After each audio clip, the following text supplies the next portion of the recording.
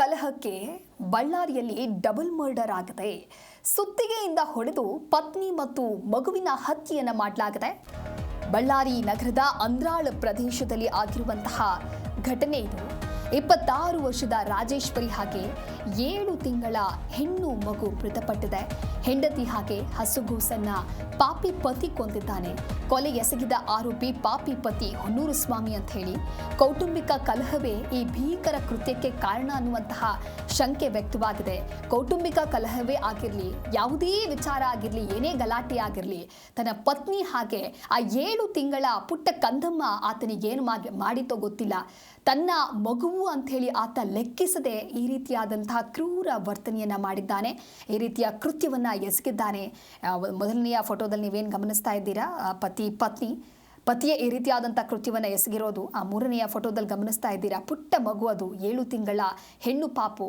ಇನ್ನೂ ಕೂಡ ಆ ಮಗುವಿಗೆ ಏನೂ ಗೊತ್ತಿರೋದಿಲ್ಲ.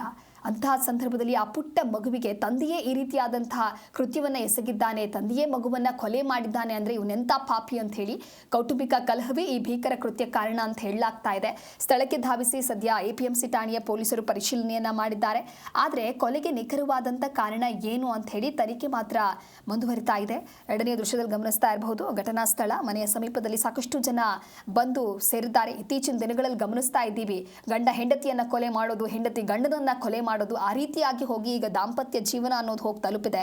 ಹಿಂದೆ ಎಲ್ಲ ಕೂಡ ಗಂಡ ಹೆಂಡತಿಯ ಜಗಳ ಉಂಡು ಮಲಗುವ ತನಕ ಅಂತ ಹೇಳ್ತಾ ಇದ್ರು. ಆದರೆ ಈಗ ಕೋರ್ಟ್ ಕಚೇರಿ ಅದಕ್ಕೂ ನೆಕ್ಸ್ಟ್ ಲೆವೆಲ್ಗೆ ಹೋಗಿ ಮರ್ಡರ್ ಮಾಡುವಂತಹ ಲೆವೆಲ್ಗೆ ಇಳಿತಾ ಇದ್ದಾರೆ. ಒಂದು ರೀತಿ ಈ ಗಂಡ ಹೆಂಡತಿ ಅನ್ನುವಂತಹ ದಾಂಪತ್ಯ ಬಾಂಧವ್ಯಕ್ಕೆ ಬೆಲೆನೇ ಇಲ್ಲದಂತಾಗಿ ಹೋಗಿದೆ.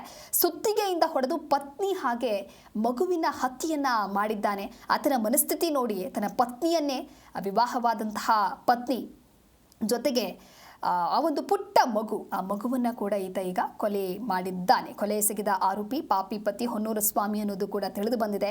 ಯಾವ ಕಾರಣದಿಂದ ಈ ರೀತಿಯಾದಂತಹ ಒಂದು ಕೃತ್ಯವನ್ನು ಎಸಗಿದ್ದಾನೆ, ಏನು ಎತ್ತ, ಕುಟುಂಬಸ್ಥರು ಏನು ಹೇಳ್ತಾರೆ, ಏನು ಹೇಳಿಕೆಯನ್ನು ಕೊಡ್ತಾರೆ, ಇದಕ್ಕೆ ಸಂಬಂಧಪಟ್ಟಂತೆ ಆತ ಏನು ಹೇಳ್ತಾನೆ, ಎಲ್ಲವೂ ಕೂಡ ತನಿಖೆಯ ನಂತರದಲ್ಲಿ ತಿಳಿದು ಬರಲಿದೆ.